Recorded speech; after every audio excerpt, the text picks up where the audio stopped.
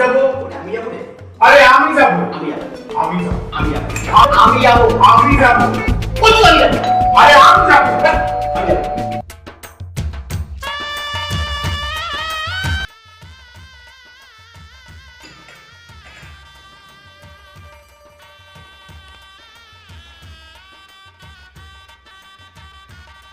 হ্যাঁ হ্যালো মাসিমা, আমি বাপু বলছিলাম।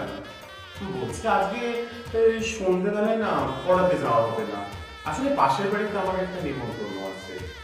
হ্যাঁ হ্যাঁ, না না আমি পরে একদিন সময় করে পড়িয়ে দেবো। হ্যাঁ হ্যাঁ, বেশ বেশ, ঠিক আছে, রাখছি। হ্যাঁ, কি ঠান্ডা পড়ছে। চরম ঠান্ডা পড়ছে। তোর কোথায় নিমন্ত্রণ আছে বলছিলি? কেন? পাশের বাড়ি মদনের বোনের বিয়ে তো। ওখানে তো আমি যাবো, তুই কেন যাবি?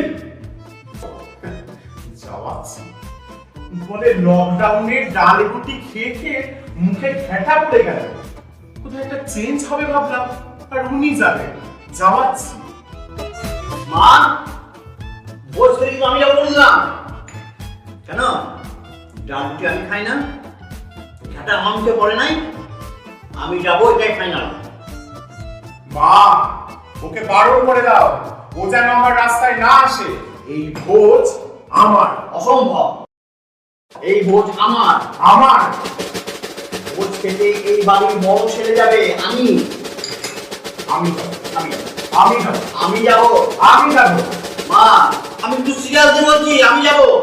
এই দুটো ছেলের জ্বালায় পাগল হয়ে যাব। ওরে বাড়ির একজনের নেমন্তন্ন, তোরাই ঠিক কর কে যাবি। এর মধ্যে আমাকে আর জড়াস না। সব ঠিক হয়ে গেল, আমি যাবো। আর তো কিছু বলতে পারবি না।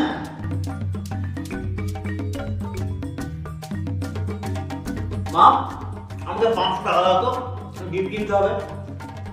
একটা টাকাও তুমি ওকে দেবে না মা, এর একটা মীমাংসা হওয়া দরকার। এই কোনি এদিকে আয় তো।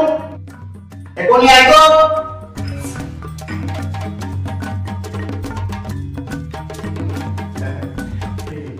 বলতো বলতি আমার, এই নিমন্ত্রণ বাড়িতে কার যাওয়া উচিত, আমার না এই হাপুর? ঠিক আছে, বলতো বলছি।